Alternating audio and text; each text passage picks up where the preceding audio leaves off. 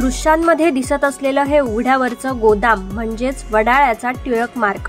याच मार्गावर Wadala bus depot आणि आंबेडकर कॉलेज आहे। पण मागील अनेक महिन्यांपासून या रस्त्याच्या दोन्ही बाजूच्या फुटपाथवर बेघर आणि त्यांचं सामान पडून असल्यामुळे संपूर्ण परिसर विद्रूप झालाय।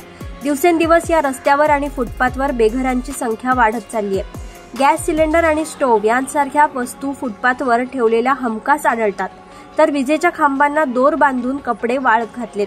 बेघरांनी बस स्टॉपला सुद्धा सोडलेलं नाही, त्यामुळे प्रवाशांना अर्ध्या रस्त्यात बस पकडण्यासाठी उभं राहावं लागतंय।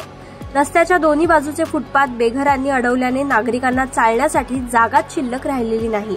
मद्यपी आणि गरजुल्यांमुळे रात्रीच्या वेळेत महिलांना इथून प्रवास करणं कठीण होतं।